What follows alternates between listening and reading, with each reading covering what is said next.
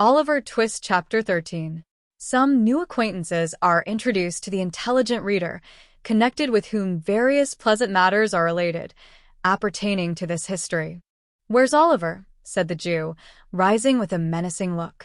"Where's the boy?" The young thieves eyed their preceptor as if they were alarmed at his violence, and looked uneasily at each other. But they made no reply. "What's become of the boy?" said the Jew, seizing the Dodger tightly by the collar and threatening him with horrid imprecations. "Speak out, or I'll throttle you." Mr. Fagin looked so very much in earnest that Charlie Bates, who deemed it prudent in all cases to be on the safe side, and who conceived it by no means improbable that it might be his turn to be throttled second, dropped upon his knees and raised a loud, well-sustained, and continuous roar, something between a mad bull and a speaking trumpet. "Will you speak?" thundered the Jew, shaking the Dodger so much that his keeping in the big coat at all seemed perfectly miraculous.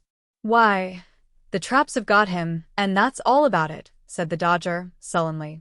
"Come, let go o' me, will you?" And, swinging himself, at one jerk, clean out of the big coat, which he left in the Jew's hands, the Dodger snatched up the toasting fork and made a pass at the merry old gentleman's waistcoat, which, if it had taken effect, would have let a little more merriment out than could have been easily replaced. The Jew stepped back in this emergency with more agility than could have been anticipated in a man of his apparent decrepitude, and, seizing up the pot, prepared to hurl it at his assailant's head. But Charlie Bates, at this moment, calling his attention by a perfectly terrific howl, he suddenly altered its destination and flung it full at that young gentleman. "Why, what the blazes is in the wind now?" growled a deep voice. "Who pitched that air at me?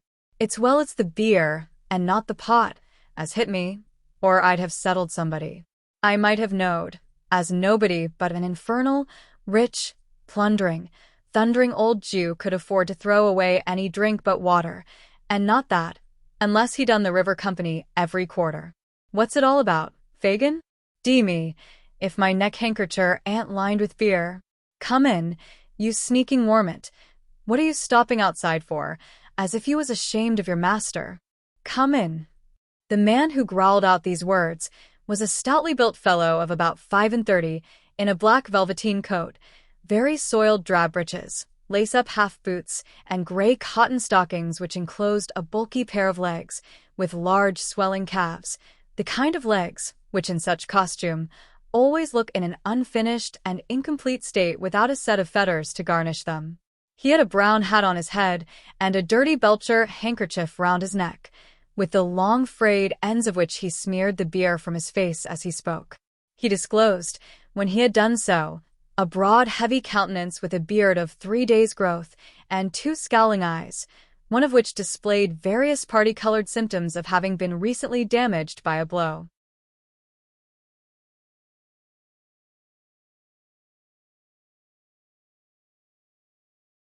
A white shaggy dog, with his face scratched and torn in 20 different places, skulked into the room. "Why didn't you come in afore?" said the man. "You're getting too proud to owe me afore company, are you? Lie down."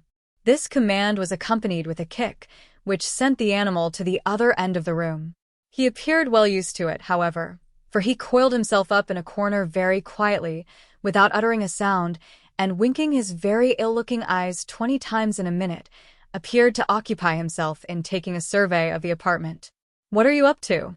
"Ill-treating the boys, you covetous, avaricious, inestimably old fence," said the man, seating himself deliberately. "I wonder they don't murder you. I would if I was them. If I'd been your apprentice, I'd have done it long ago, and no, I couldn't have sold you afterwards, for you're fit for nothing but keeping as a curiosity of ugliness in a glass bottle, and I suppose they don't blow glass bottles large enough." "Hush, hush, Mr. Sykes," said the Jew, trembling. "Don't speak so loud." "None of your mistering," replied the ruffian. "You always mean mischief, when you come that. You know my name. Out with it. I shan't disgrace it when the time comes." Well, then, Bill Sykes," said the Jew, with abject humility. "You seem out of humor, Bill." "Perhaps I am," replied Sykes.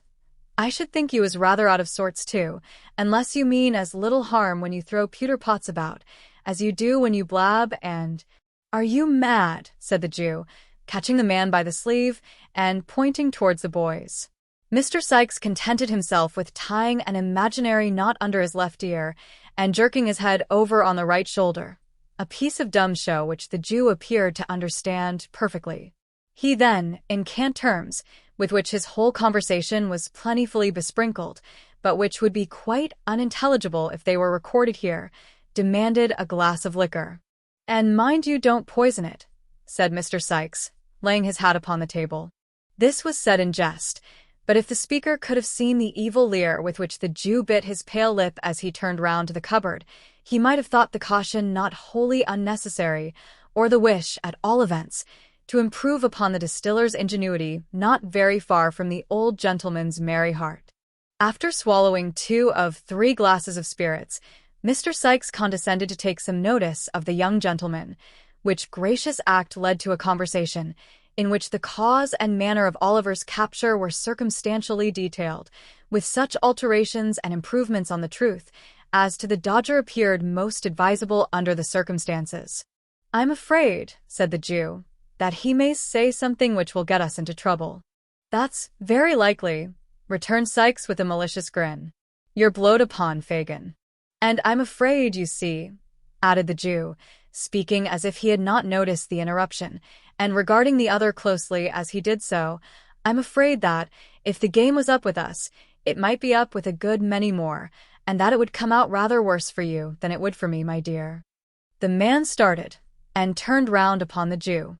But the old gentleman's shoulders were shrugged up to his ears, and his eyes were vacantly staring on the opposite wall. There was a long pause. Every member of the respectable coterie appeared plunged in his own reflections, not excepting the dog, who by a certain malicious licking of his lips seemed to be meditating an attack upon the legs of the first gentleman or lady he might encounter in the streets when he went out. "Somebody must find out what's been done at the office," said Mr. Sikes in a much lower tone than he had taken since he came in. The Jew nodded assent. "If he has impeached and is committed, there's no fear till he comes out again," said Mr. Sikes, "and then he must be taken care on. You must get hold of him somehow." Again the Jew nodded. The prudence of this line of action, indeed, was obvious, but, unfortunately, there was one very strong objection to its being adopted. This was that the Dodger and Charlie Bates and Fagin and Mr. William Sikes happened, one and all, to entertain a violent and deeply rooted antipathy to going near a police office on any ground or pretext whatever. How long they might have sat and looked at each other, in a state of uncertainty not the most pleasant of its kind, it is difficult to guess. It is not necessary to make any guesses on the subject, however, for the sudden entrance of the 2 young ladies whom Oliver had seen on a former occasion caused the conversation to flow afresh. "The very thing," said the Jew. "That will go, won't you, my dear?" "Where's?" inquired the young lady. "Only just up to the office, my dear," said the Jew coaxingly.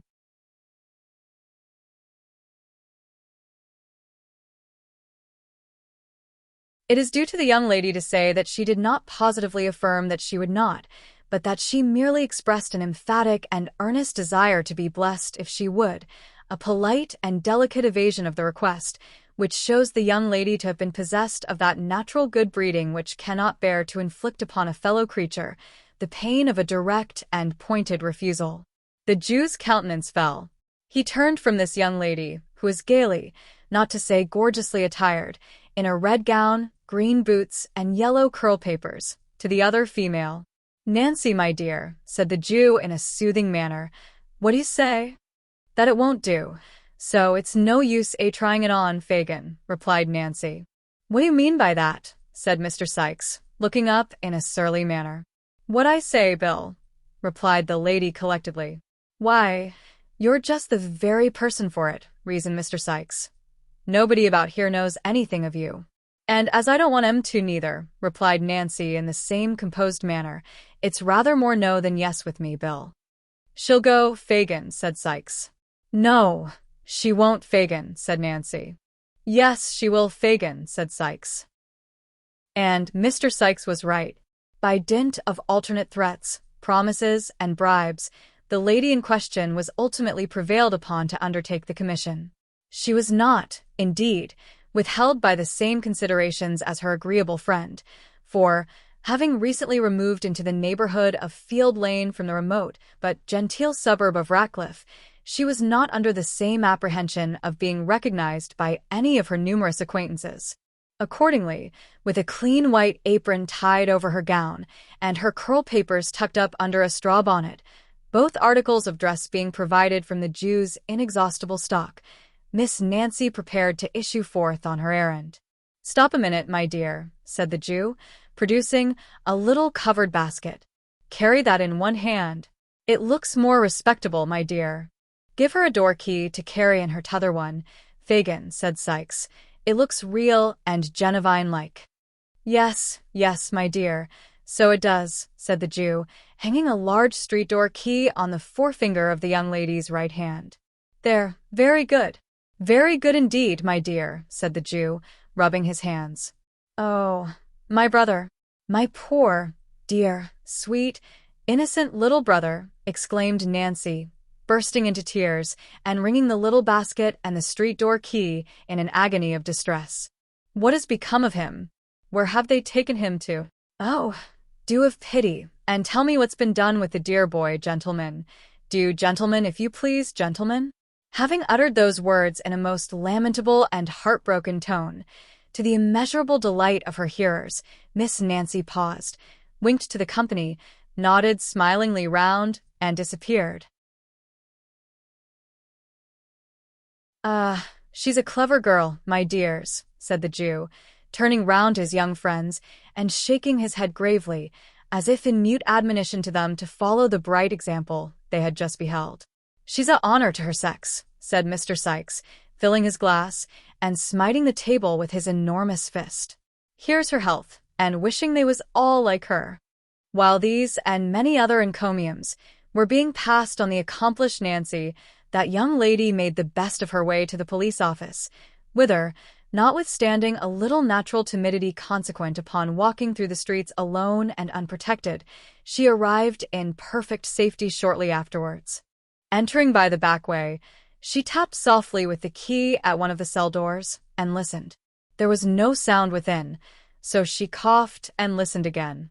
Still there was no reply, so she spoke. "Nolly, dear," murmured Nancy in a gentle voice. "Nolly?" There was nobody inside but a miserable shoeless criminal who had been taken up for playing the flute, and who, the offense against society having been clearly proved, had been very properly committed by Mr. Fong to the House of Correction for 1 month, with the appropriate and amusing remark that since he had so much breath to spare, it would be more wholesomely expended on the treadmill than in a musical instrument. He made no answer, being occupied mentally bewailing the loss of the flute, which had been confiscated for the use of the county, so Nancy passed on to the next cell and knocked there. "Well," cried a faint and feeble voice. "Is there a little boy here?" inquired Nancy, with a preliminary sob. "No," replied the voice. "God forbid." This was a vagrant of 65 who was going to prison for not playing the flute, or, in other words, for begging in the streets and doing nothing for his livelihood. In the next cell was another man who was going to the same prison for hawking tin saucepans without license, thereby doing something for his living, in defiance of the stamp office. But, as neither of these criminals answered to the name of Oliver, or knew anything about him, Nancy made straight up to the bluff officer in the striped waistcoat, and with the most piteous wailings and lamentations, rendered more piteous by a prompt and efficient use of the street door key and the little basket, demanded her own dear brother. "I haven't got him, my dear," said the old man.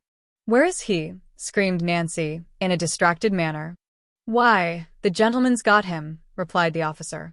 "What gentleman? Oh, gracious heavens! What gentleman?" exclaimed Nancy. In reply to this incoherent questioning, the old man informed the deeply affected sister that Oliver had been taken ill in the office and discharged in consequence of a witness having proved the robbery to have been committed by another boy, not in custody, and that the prosecutor had carried him away in an insensible condition to his own residence, and concerning which all the informant knew was that it was somewhere in Pentonville, he having heard that word mentioned in the directions.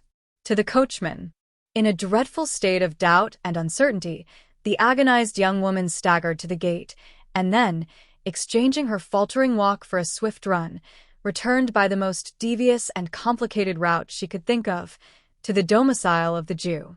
Mr. Bill Sikes no sooner heard the account of the expedition delivered than he very hastily called up the white dog and, putting on his hat, expeditiously departed, without devoting any time to the formality of wishing the company good morning.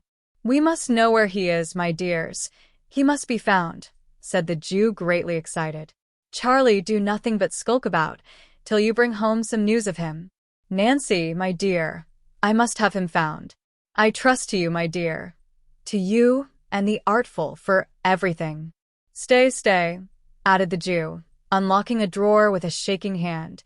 There's money, my dears. I shall shut up the shop tonight. You'll know where to find me. Don't stop here a minute. Not an instant, my dears." With these words, he pushed them from the room, and carefully double-locking and barring the door behind them, drew from its place of concealment the box which he had unintentionally disclosed to Oliver. Then, he hastily proceeded to dispose the watches and jewelry beneath his clothing. A rap at the door startled him in this occupation. "Who's there?" he cried in a shrill tone. "Me," replied the voice of the Dodger, through the keyhole. "What now?" cried the Jew impatiently. "Is he to be kidnapped to the other Ken, Nancy says?" inquired the Dodger. "Yes," replied the Jew, "wherever she lays hands on him. Find him out, that's all. I shall know what to do next, never fear." The boy murmured a reply of intelligence and hurried downstairs after his companions. "He has not peached so far," said the Jew as he pursued his occupation. "If he means to blab us among his new friends, we may stop his mouth yet."